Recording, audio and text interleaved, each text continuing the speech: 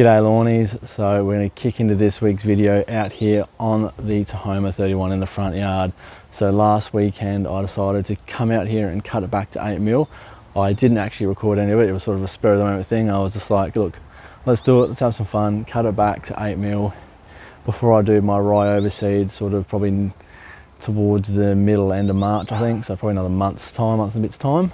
But one thing I did do, well, a couple of things I did do, is a Maintain mini application because it was due for a granular fertilizer, and then also keeping up with my protection, Acelepryn, and also a soil wetter, so my Hydramaxx soil wetter.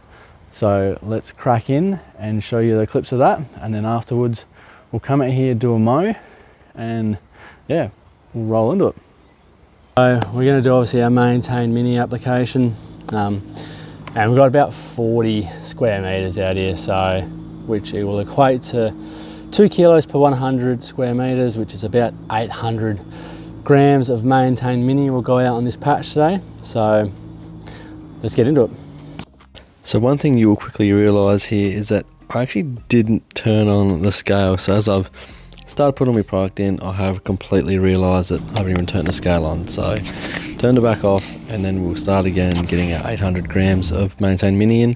And this is the Maintain mini here, so it's a mini size prill. So as you can see, it's a lot smaller prill size compared to your other variations of just Maintain, Turfmax and all that. So much smaller prill size, gets it down through that canopy into or onto the soil profile. And then obviously once the water hits it, it starts sort of getting into the roots a lot easier and not hanging up on top of the leaf. Now I don't know if it actually did anything or not, but I did try to, I guess, hunch over a little bit to try and make sure I didn't throw it too far out with all the wind, high wind floating around. So yeah, tried to just get it a bit closer to the ground, and obviously afterwards came through with the blower and just blew it off the concrete, so I didn't get any potential standing or anything like that, as it's already standing enough as it is. Alrighty, so now we're up to our wetting agent, which is our Hydramaxx and also our Acelepryn.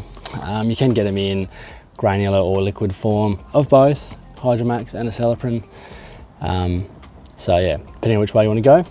But for me, we're going to do our Hydramaxx and our Acelepryn in a tank mix here, and that's going to help the Acelepryn get down through the soil profile a lot more even.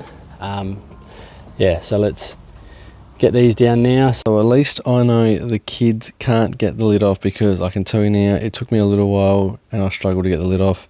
So at least I know it is kid proof, especially maybe even Dylan proof. But look, we got there in the end. So I got the lid off, and yeah, look, I think it's about 6mm I'm putting in. So roughly 15mm per 100 square meters. And then it is, for me, 40 square meters. As I said, with the Maintain mini, it's gonna be 6mm of product in that little jug there, and then obviously mix it into my mixture there, and then just give it a stir, and then it would be onto the Hydramaxx. So now we're ripping into our soil wetter. So our Hydramaxx application definitely needed it out the front. Had been a while before, well, since I reapplied this product, so starting to see a bit of hydrophobic soil, so it was definitely required after a few hot weeks of intense hot weather. Didn't back off. You know, water can only do so much, and if it's sort of running off the soil, it's definitely not getting where you want it to. So that's where a product like this definitely helps.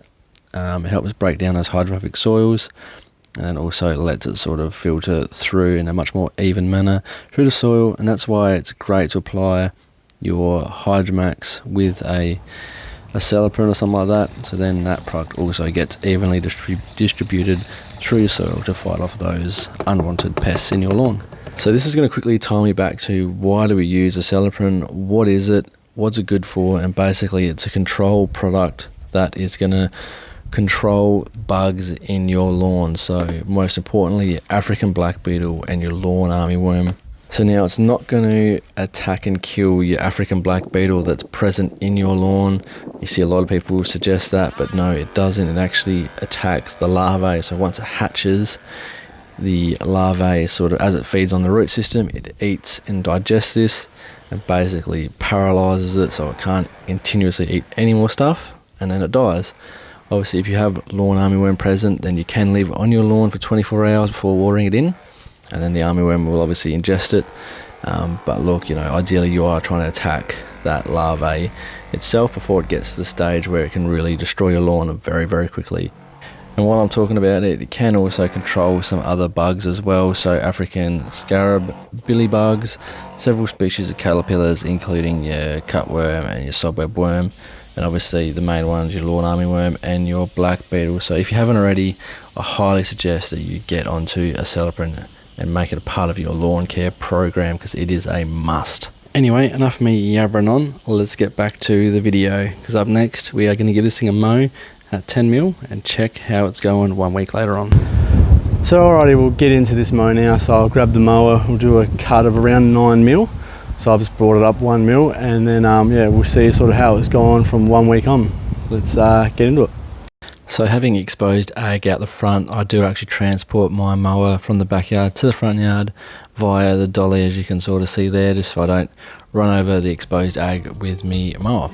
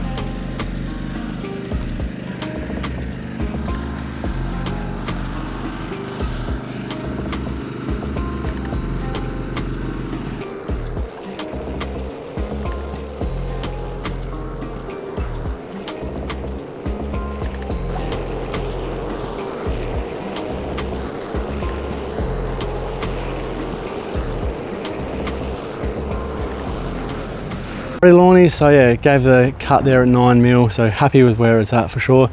Obviously that patch there, definitely still healing. It was a bit thicker, so when I cut it, it really scalped it back, but look, that's all good.